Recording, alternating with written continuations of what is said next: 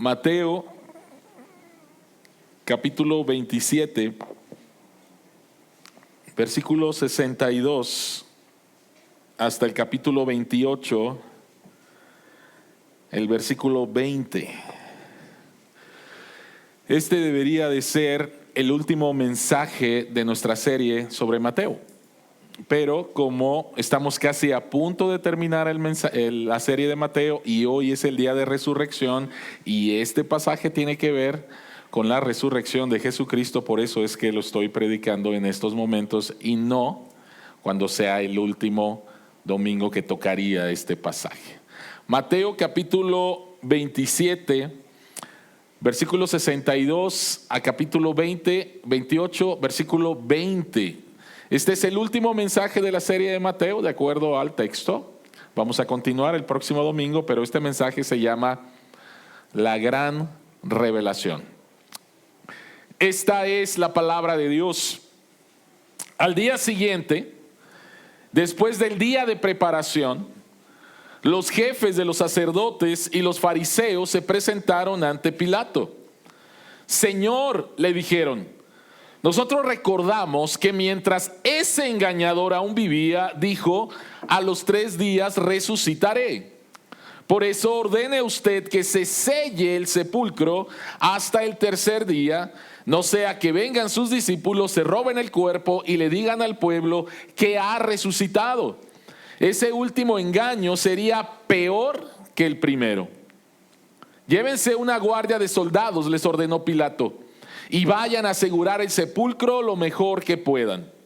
Así que ellos fueron, cerraron el sepulcro con una piedra y lo sellaron y dejaron puesta la guardia. Capítulo 28. Después del sábado, al amanecer del primer día de la semana, María Magdalena y la otra María fueron a ver el sepulcro.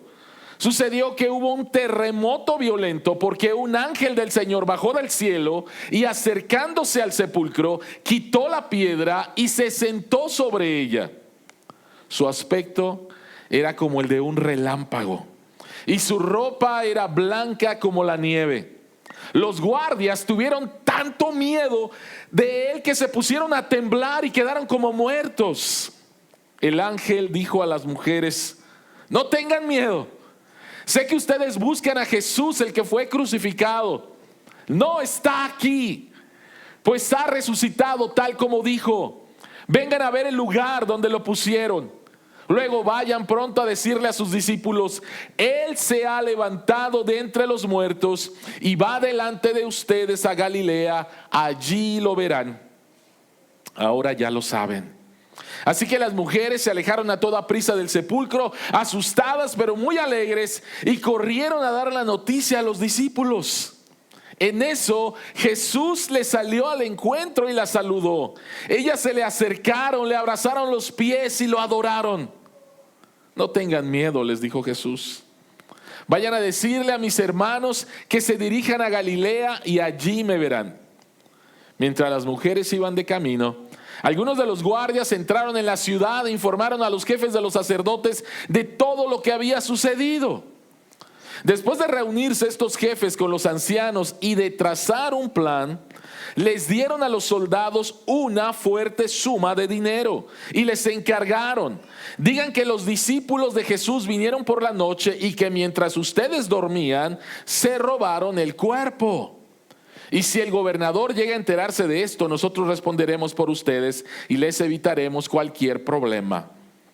Así que los soldados tomaron el dinero e hicieron como se les había instruido. Esta es la versión de los sucesos que hasta el día de hoy ha circulado entre los judíos. Los 11 discípulos fueron a Galilea, a la montaña que Jesús les había indicado. Cuando lo vieron, lo adoraron, pero algunos dudaban. Jesús se acercó entonces a ellos y les dijo: se me ha dado toda autoridad en el cielo y en la tierra. Por tanto, vayan y hagan discípulos de todas las naciones, bautizándolos en el nombre del Padre y del Hijo y del Espíritu Santo, enseñándoles a obedecer todo lo que les he mandado a ustedes. Y les aseguro que estaré con ustedes siempre, hasta el fin del mundo. Amén.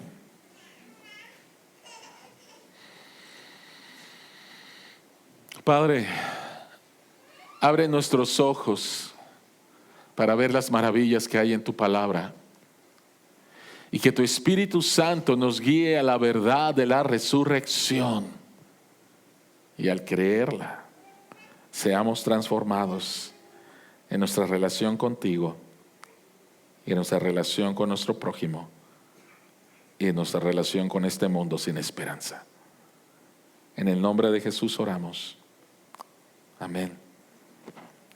No sé cuántos de ustedes vieron un programa de televisión, es algo viejo, un programa de Estados Unidos que se llamó Extreme Makeover Home Edition.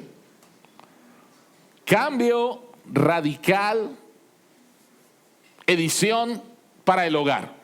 ¿De qué se trataba este programa de televisión? Bueno, elegían a una familia que había pasado por una situación muy difícil y su casa era un caos.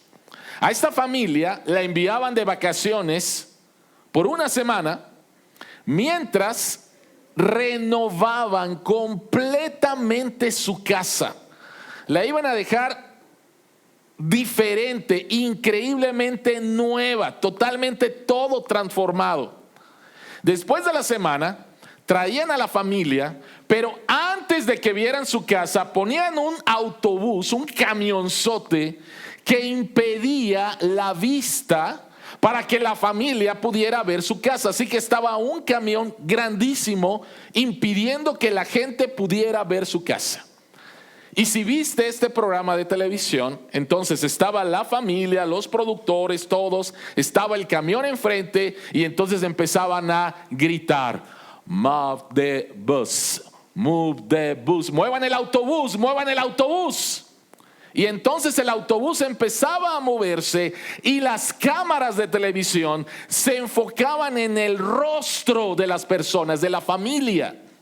Y cuando el autobús se quitaba completamente y la familia veía su casa, era una dramática revelación, casi siempre acompañada de lágrimas, al ver una casa completamente transformada, renovada y nueva. Iglesia, la resurrección de Jesucristo es una revelación dramática. La resurrección de Jesucristo es una revelación dramática para personas como tú y como yo, que vivimos en un mundo caído. La resurrección de Jesucristo es una revelación dramática que nos va a mostrar un mundo completamente nuevo. Así que la pregunta que queremos contestar en esta mañana de resurrección es, iglesia, ¿qué nos revela la resurrección de nuestro Señor Jesucristo? ¿Qué nos revela? Tres cosas. En primer lugar, nos revela quién está al mando en este mundo caído. ¿Quién está al mando? En segundo lugar, nos revela a quién Dios usa. Y en tercer lugar, nos revela a quién estamos siguiendo. ¿Qué nos revela la resurrección de Jesucristo? Nos revela quién está al mando, a quién Dios usa, y número 3, a quién estamos siguiendo. Vayamos al punto número 1, a esta verdad: ¿quién está al mando? El hecho histórico de la resurrección de Jesucristo en este pasaje está entre dos historias muy, muy interesantes. ¿Qué es lo que está pasando? Bueno, Jesucristo ha sido crucificado, Jesucristo ha sido sepultado e inmediatamente los líderes de los sacerdotes fueron a ver a Poncio Pilato a decirle lo siguiente, versículo 63. Y le dicen a Poncio Pilato: Señor, nosotros recordamos que mientras ese engañador aún vivía, dijo: a los 3 días resucitaré. ¿Quiénes son estos líderes de los sacerdotes. Bueno, estos líderes eran los saduceos. Y los saduceos no creían en la resurrección. Para ellos era un chiste. Ellos no estaban esperando que Jesucristo resucitara. Entonces, ¿por qué fueron a preguntarle, a hacerle una solicitud a Poncio Pilato? Bueno, vean por favor el versículo 64.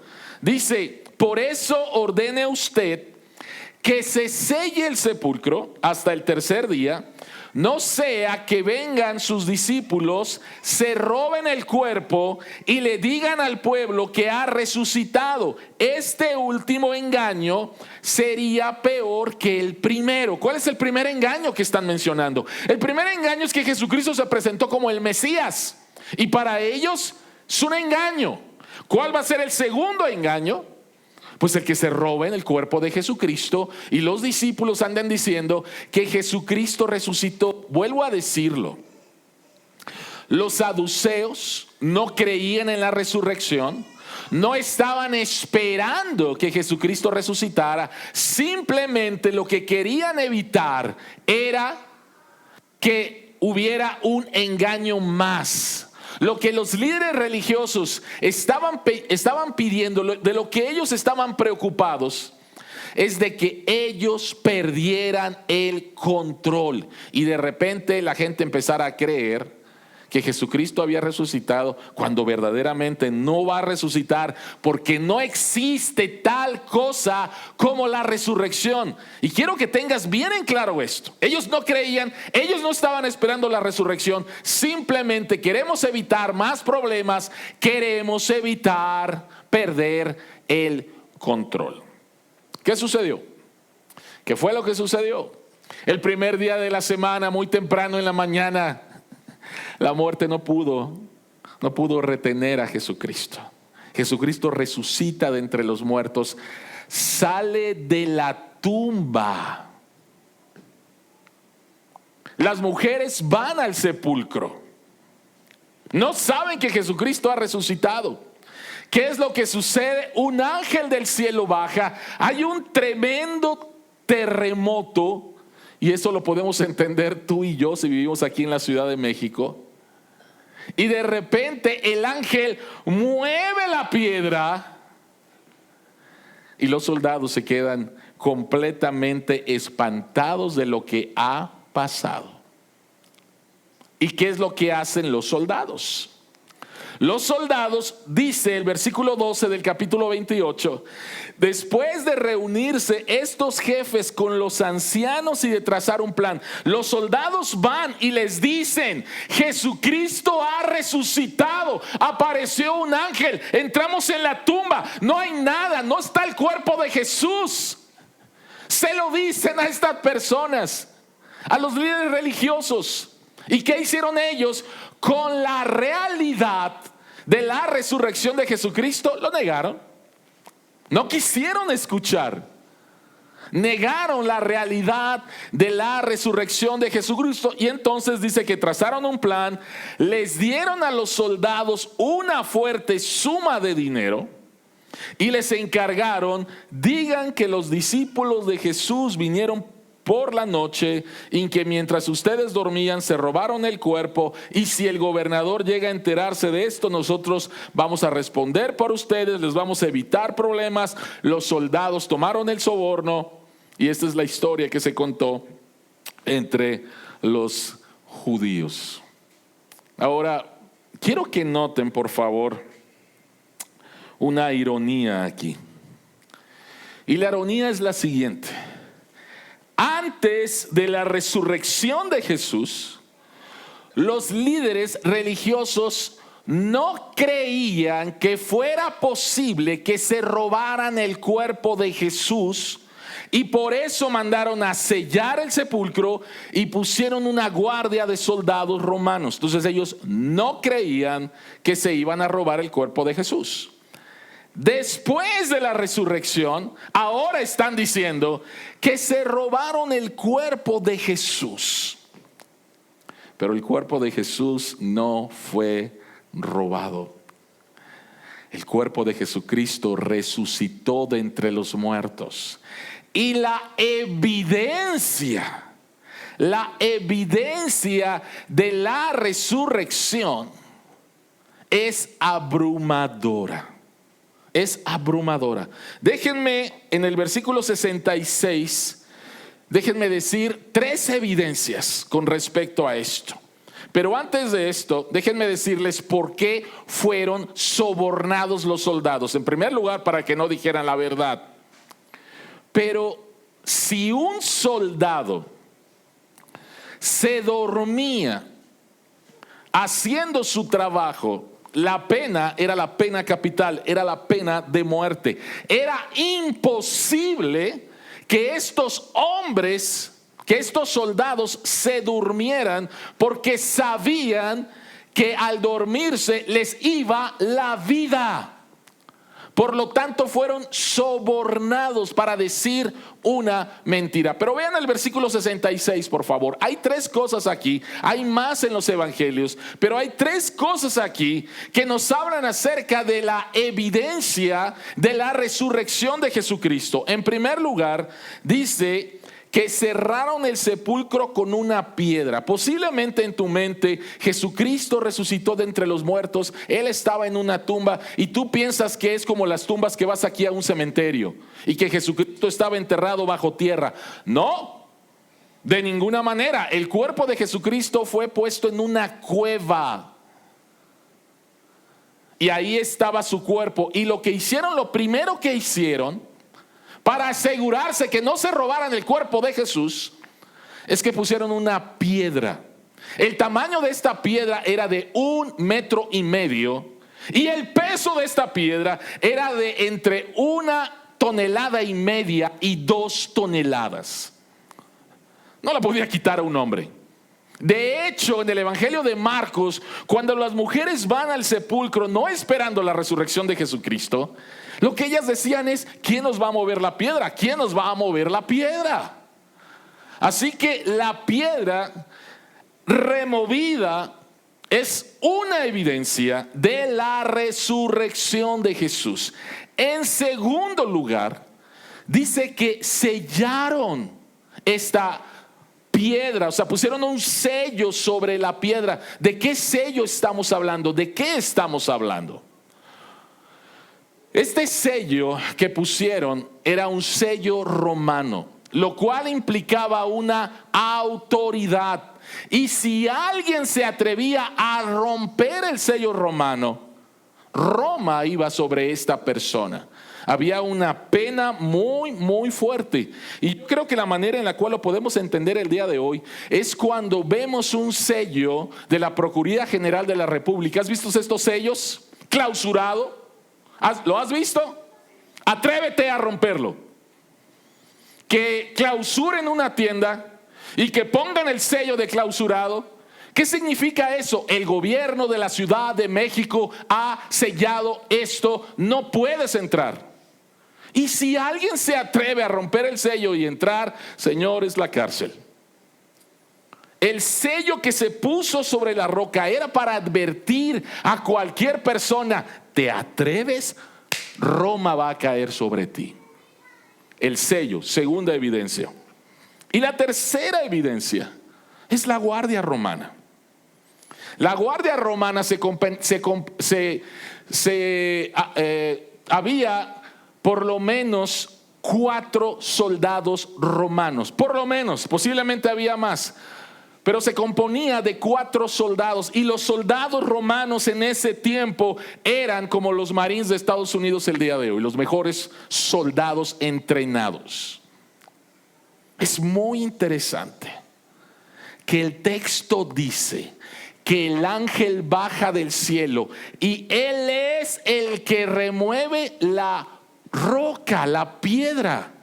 No para dejar salir a Jesucristo. Jesucristo no estaba en la tumba. Oye, ya se tardaron en dejarme salir. Tocando la piedra, déjenme salir. No, Jesucristo resucitó de entre los muertos y Él sale. Jesucristo no necesita que alguien le quite la roca. Es el ángel que quita la roca con el propósito de que las mujeres entren y vean que ya no hay un cuerpo, que los soldados entren y vean que ya no hay cuerpo, porque Jesucristo ha resucitado. Estas son simplemente 3 evidencias con respecto a la resurrección de Jesucristo. Las evidencias son abrumadoras. Hace algunos años predicamos un mensaje el día de domingo de resurrección exclusivamente para hablar acerca de las evidencias de la resurrección. Y quiero invitarte a lo siguiente. Quiero invitarte a que vayas a internet, pongas Google y escribas lo siguiente: ateos que se han convertido a Cristo por la evidencia de la resurrección.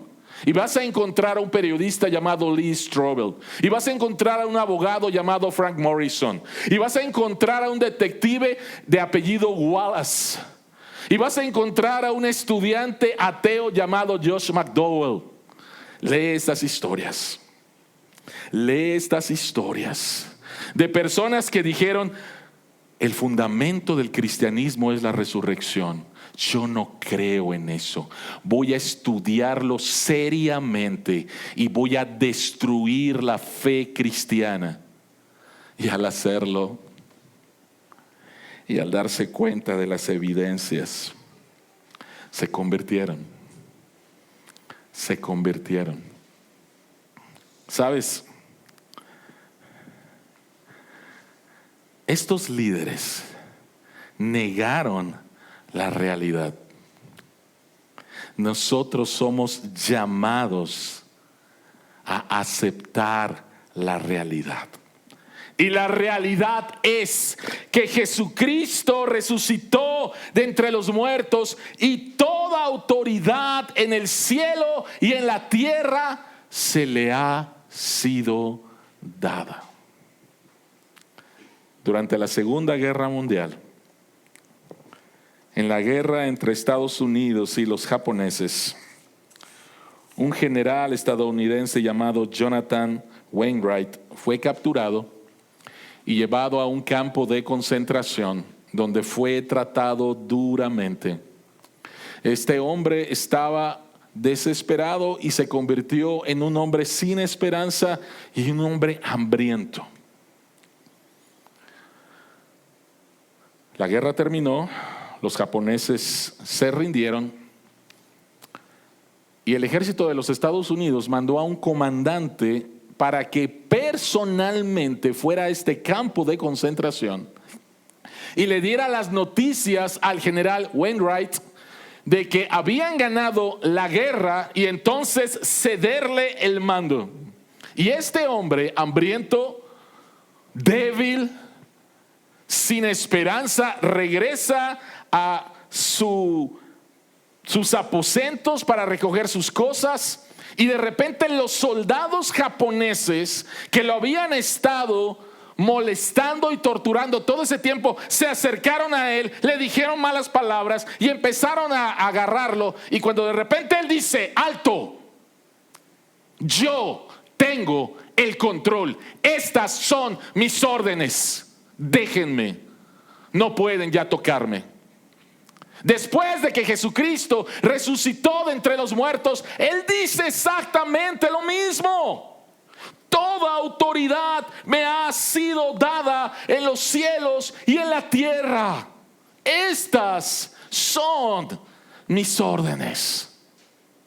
Pero así como vemos que los líderes religiosos no quisieron aceptar la resurrección de Jesucristo, no quisieron creerla, no por falta de evidencia, sino porque no quiero perder el control. Es exactamente lo mismo que tú y yo hacemos. No falta evidencia con respecto a la resurrección de Jesucristo. Y otra vez te reto, te animo a que vayas y verdaderamente estudies. Y si tienes dudas, platiquemos, por favor. Porque la razón por la cual estoy aquí parado y ustedes están aquí presentes es porque Él ha resucitado. Así que no se trata de falta de evidencia, se trata de no quiero perder el control. Hay dos formas en las cuales negamos la resurrección de Jesucristo. Y una de esas formas es: yo tengo el control. No, yo quiero seguir teniendo el control. Y si tú crees que tienes el control de tu vida, de tu matrimonio, de tus hijos, de tu trabajo, vives en una grande ilusión. Una grande ilusión. No tienes el control de nada. No tienes el control de nada. Y la otra manera en la cual negamos la resurrección es cuando decimos: mi vida está fuera de control, mis circunstancias, mi pasado, mis problemas me mandan. Estas dos formas estamos negando la resurrección, porque quien está al mando, quien está en control de todo, es el Jesucristo resucitado, y eso es algo bueno. Si tú crees que tienes el control, ¿sabes qué es lo que va a pasar cuando sientes que lo vas perdiendo? Vas a mentir, vas a manipular. Y si tú crees que otras personas tienen el control sobre ti, entonces te vas a sentir tan desesperado, tan deprimido, porque no puedes hacer nada. Así que puedes vivir creyendo tontamente que tienes el control, y puedes vivir en sufrimiento creyendo que tu pasado, tus circunstancias u otra persona tiene el control de tu vida. Déjame decirte que hay una tercera forma de vivir. Y la tercera forma de vivir es creer, confiar y experimentar que Jesucristo tiene el control. Jesús resucitado tiene el control, y eso es algo bueno. Tu enfermedad mental en última instancia no tiene el control. Tu infancia difícil en última instancia no tiene el control. Tu adicción en última instancia no tiene el control. Y tu pecado en última instancia no tiene el control.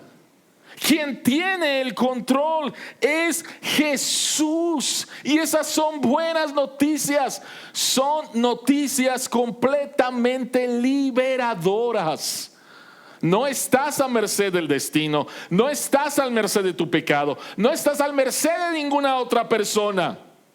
Si tú has confiado en Jesucristo como tu Salvador y Señor, Él está en control. Él está al mando. Toda autoridad se le ha sido dada en los cielos y en la tierra. Experimenta su libertad.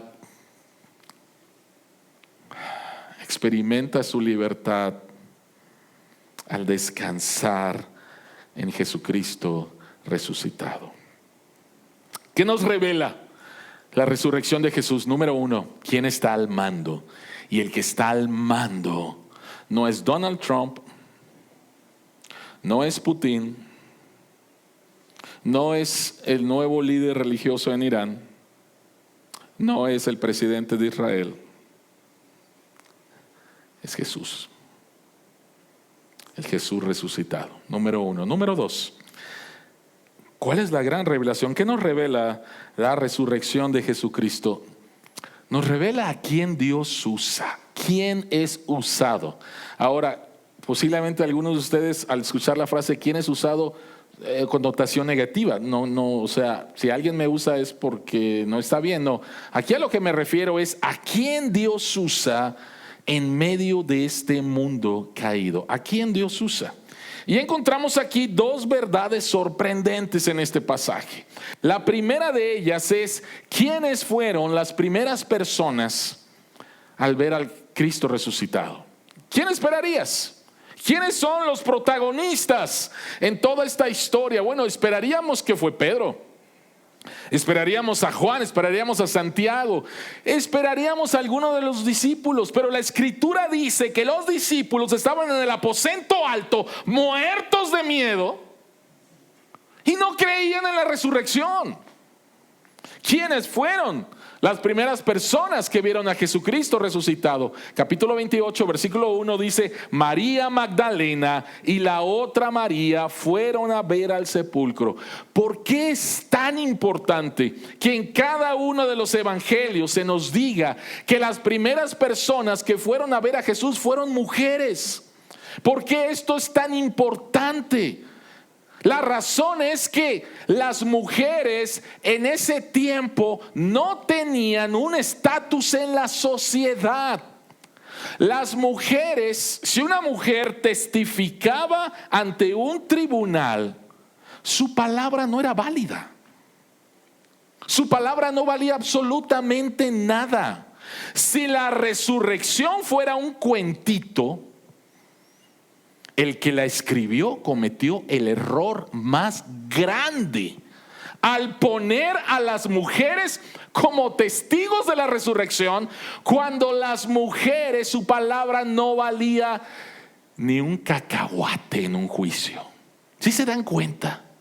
¿Sí se dan cuenta? Esta es otra evidencia de la veracidad de la resurrección de Jesucristo. Y más que eso, al Dios conceder el privilegio a las mujeres de ser los primeros testigos de la resurrección de Jesucristo, lo que Dios hace es enaltecer a la mujer. Y si alguien te dice que la Biblia tiene una idea equivocada y perjudica y menosprecia a las mujeres, esa persona es una ignorante, es un ignorante completamente. Porque lo que hace Jesús y lo que hace Dios es levantar a la mujer a su estado original, creada a imagen de Dios, con un valor inherente por ser creada a la imagen de Dios. Esto es lo primero. Esta es la primera verdad sorprendente. Pero la segunda es también sorprendente. ¿Dónde dijo el Cristo resucitado que se encontraría con los discípulos? Vio a las mujeres lo adoraron, se abrazaron a sus pies y lo adoraron. Y después Jesucristo, ¿qué les dijo? Por favor, vayan con mis discípulos y díganles que nos vemos en Roma. Esto se acaba porque se acaba y vamos a tomar el imperio. ¿Eso fue? ¿A dónde les dijo Jesús que los iba a ver? Galilea. A Galilea. Galilea era una provincia despreciada. No pasaba nada. Y si pasaba algo, nadie se enteraba. Si el día de hoy Apple quisiera lanzar la nueva versión, no sé en qué versión estamos, ¿sí?, del teléfono o de lo que sea, ¿dónde creen que lo lanzaría? ¿En San Pedro de las Pitas, Tlaxcala? ¿Sí? Ahí, y que no haya nadie, simplemente ahí entre la gente vamos a decir que lanzamos la nueva versión del iPhone. Si tú quieres tener un impacto el día de hoy, tú vas a las ciudades de influencia y te vas a reunir con los influencers para que entonces puedan causar un impacto. ¿Sabes a quién Dios usa? ¿Sabes a quién Dios usa? El mundo dice, si quieres que algo se haga, tiene que hacerse por los fuertes, los poderosos, y tiene que hacerse en lugares de influencia. Y esta verdad del mundo se ha pasado a la iglesia, y algunas personas creen que solamente Dios puede usar a personas fuertes, a personas educadas y a personas que tienen todo bajo su control. Y esta es una grande mentira. Porque esto es lo que el mundo dice. Pero el Evangelio dice que Dios usa a los débiles. el Evangelio dice que Dios usa a los débiles. ¿Recuerdan la historia que les conté la semana pasada al finalizar el sermón? De este niño con problemas de parálisis, del cual todo mundo se burlaba, y que Dios lo utilizó para llamar al arrepentimiento a un montonal de adolescentes y llamarlos al ministerio. ¿Recuerdan a esta historia? Quiero contarles otra historia rápidamente. Esta historia la comparte un escritor que se llama Greg Lucas, y él escribe un libro que se llama Peleas con Ángeles, historias de la gracia de Dios.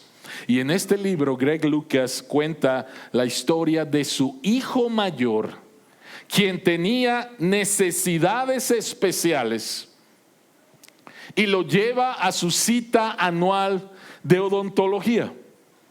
Y él cuenta la siguiente historia. Mi hijo Jake requería anestesia general, así que se realizó en el hospital. Cuando terminaron, Greg cometió el error de pensar que Jake estaba lo suficientemente adormilado como para subir al elevador.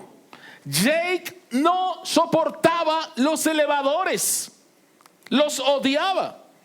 Y cuando Greg tocó el botón y las puertas del elevador se abrieron, Jake despertó por completo, se tiró de la silla y empezó a gritar como si se estuviera quemando.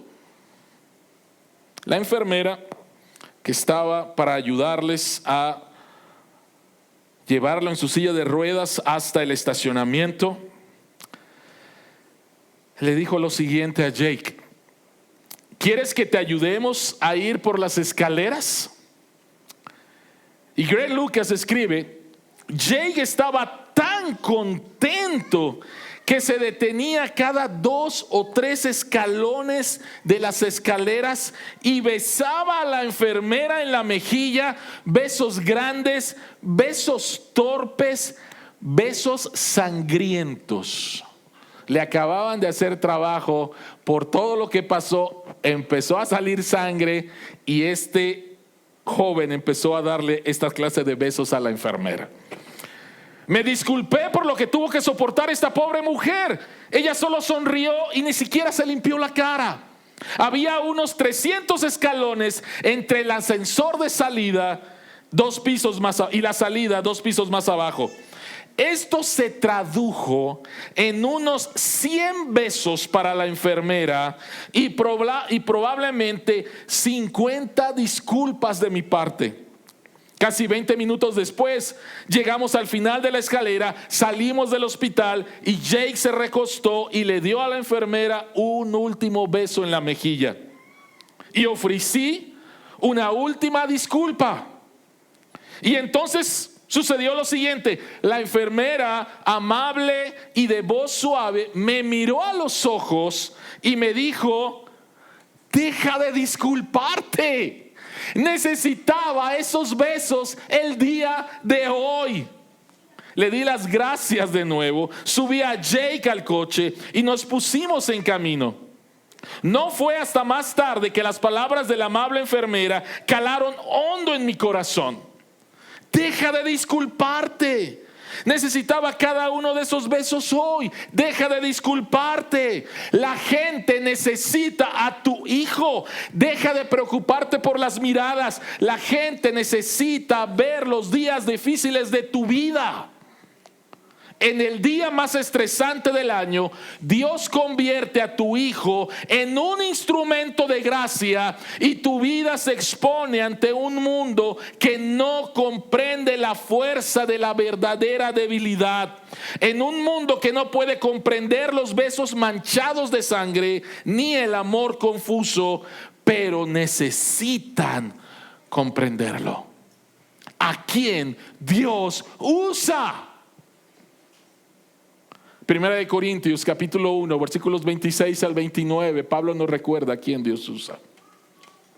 Hermanos, Consideren su propio llamamiento. No muchos de ustedes son sabios según criterios meramente humanos, ni son muchos los poderosos, ni muchos los de noble cuna. Pero Dios escogió lo insensato del mundo para avergonzar a los sabios, y escogió lo débil del mundo para avergonzar a los poderosos. También escogió Dios lo más bajo y despreciado, y lo que no es nada, para anular lo que es, a fin de que en su presencia nadie pueda jactarse. La verdad del mundo de que solamente Dios puede utilizar a los fuertes, a los influencers, a los que tienen todo en control, es una mentira. Dios utiliza y se complace en utilizar a los débiles. Pablo nos recuerda en 2 Corintios 12:9. 3 veces le pidió a Dios: quita esto que me debilita. Y la respuesta de Dios fue: te basta con mi gracia, pues mi poder se echa a perder con tu debilidad. ¿Eso dice el texto? ¿Eso dice el texto? Pues mi poder no funciona con tu debilidad. Tienes que ser fuerte para que mi poder se pueda manifestar. No dice ese el texto. El texto dice: te basta con mi gracia, pues mi poder, ¿qué, iglesia? Se perfecciona en la debilidad. Dios puede usarte. Dios quiere usarte. La resurrección de Jesucristo, la tumba vacía, revela a quién Dios usa: a los débiles, para que se manifieste el poder de Cristo y no el tuyo. Así que cada vez que Dios te llama a hacer una tarea, por favor, no te presentes diciéndole a Dios: qué bueno que te has dado cuenta que soy capaz de hacerlo. No hagas eso, por favor. En tu debilidad, en tu miedo: Señor, aquí estoy y quiero ser usado por ti. Señor, aquí estoy y quiero ser usado por ti, para que tu poder, tu gracia se manifieste en este pobre pecador. ¿Qué revela la resurrección de Jesucristo? En primer lugar, ¿quién está al mando? En segundo lugar, ¿a quién usa? Pero en tercer lugar, ¿a quién seguimos? ¿A quién seguimos? Jesucristo resucita y encuentra a los discípulos en Galilea. Y en Galilea encontramos ahí en Mateo capítulo 28, versículos 18 al 20, lo que se llama la Gran Comisión. Y encontramos en el versículo 19 este mandato de Jesús. Después de que Él dice: toda autoridad se me ha dado. ¿Cuál es su orden? Vayan y hagan discípulos de todas las naciones, bautizándolos en el nombre del Padre y del Hijo y del Espíritu Santo. ¿A quién seguimos? El mandato de Jesús tiene que ver con hacer discípulos. ¿Qué es un discípulo?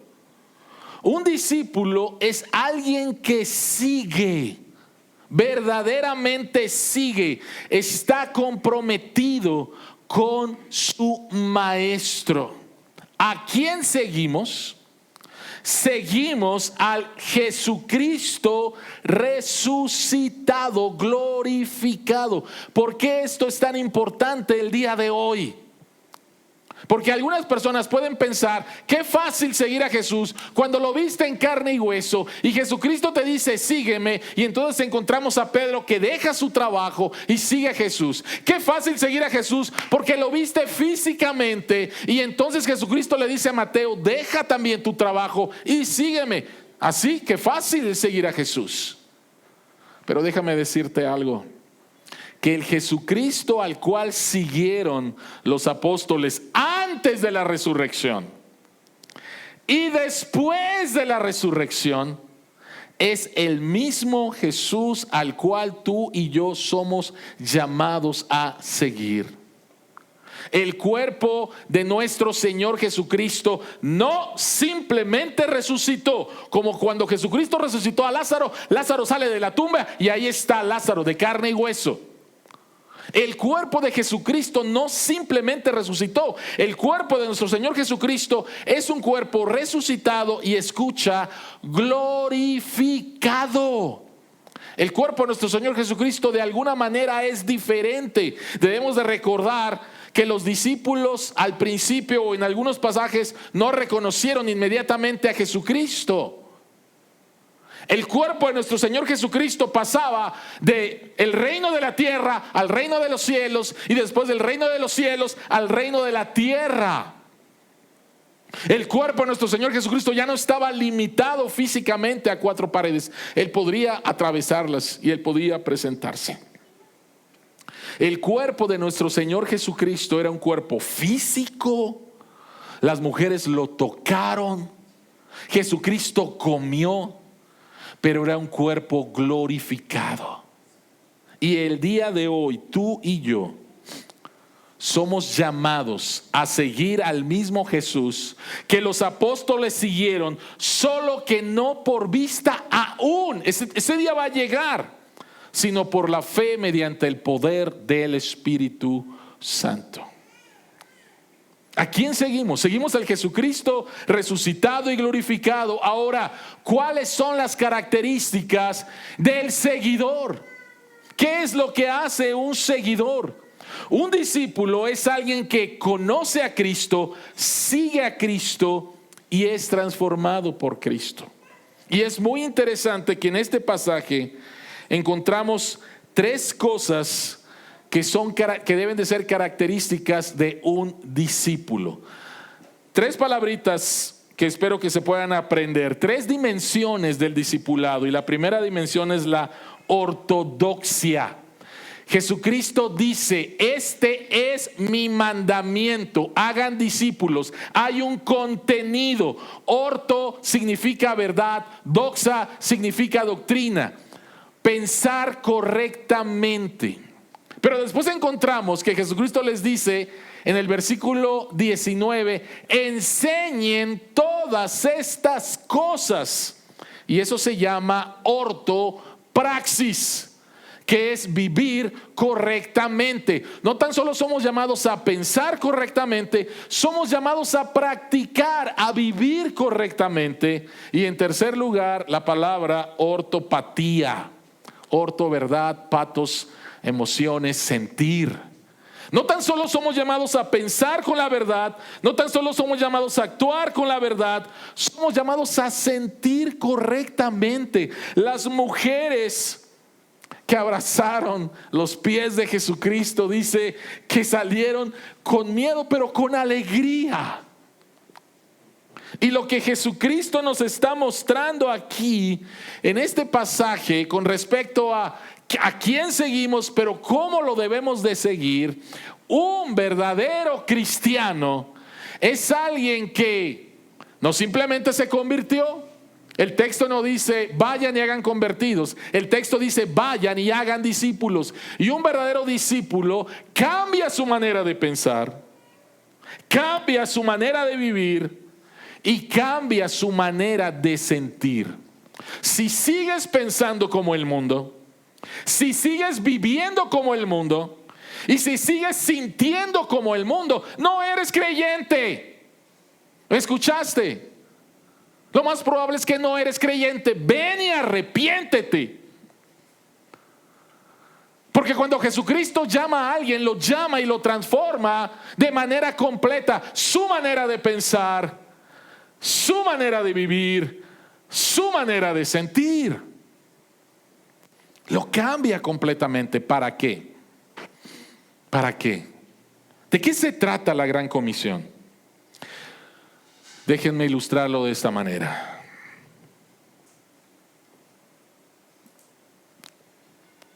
¿Qué les parecen los lobbies, el vestíbulo de Cinépolis? Todos nosotros hemos ido al cine, supongo. Y cuando entras al vestíbulo, al lobby de cualquier Cinépolis, ¿qué es lo que ves? Bueno, donde compras el boleto, a lo mejor ya lo compraste a través de tu teléfono inteligente, pero hay palomitas, hay refrescos y de repente llegas a la entrada y entregas el boleto. Punto y se acabó, no hay nada espectacular, no hay nada que nos llame la atención. En los años 20 en los Estados Unidos, cuando pasaba por la Gran Depresión, se construyeron cines, teatros que eran una obra de arte. Por favor, piensen en el Palacio de Bellas Artes. Piensen en el Palacio de Bellas Artes. Espero que hayas entrado. Cuando entras al Palacio de Bellas Artes dices, wow, o sea, esto está padre, esto está bello, esto es hermoso. ¿Por qué construyeron esos teatros en los Estados Unidos que eran unas obras de arte en el vestíbulo, en el lobby? Estas personas venían de una realidad espantosa. Había carencia de todo, no había trabajo, había una atmósfera de tristeza, de desesperación. Y cuando estas personas entraban en el lobby de estos cines, de repente veían una belleza. Y por 2 horas se olvidaban de lo que era su triste realidad. Imagina nuevamente que Cinépolis tuviera en el lobby la entrada al Palacio de Bellas Artes, ¿no? Sería, oye, qué padre simplemente entrar al cine. Bueno, iglesia, por favor, quiero que pienses lo siguiente. La gran comisión, el que Dios nos llama a pensar de manera diferente, a vivir de manera diferente, a sentir de manera diferente, debería hacer que el mundo viera algo diferente y anhelar lo que nosotros hemos encontrado en Cristo. Venimos de un mundo que es difícil, es complicado, es cansado. Y de repente entramos en la iglesia y debería de ser eso. Deberíamos de ver a hombres, mujeres, niños y decir, ¿qué es lo que tienen? Yo quiero tener eso. La gran comisión es mostrar a otros la antesala al cielo, donde está el cuerpo glorificado de nuestro Señor Jesucristo, donde está Dios el Padre, donde está el Espíritu Santo, donde están las almas de todos los santos, donde están los ángeles. Debería de ser la antesala, porque un día estamos esperando que los cielos bajen a esta tierra. Y entonces ya no va a haber más llanto, no más tristeza, no más dolor, no más muerte, no más depresión, no más pecado. Pero nuestras vidas transformadas por el Señor resucitado deberían demostrar al mundo la belleza, el poder y la gracia de este Dios que nos amó tanto, que fue a la cruz, pagó por nuestros pecados, fue sepultado, pero el sepulcro no pudo detenerlo, la muerte no pudo vencerlo, y Él resucitó.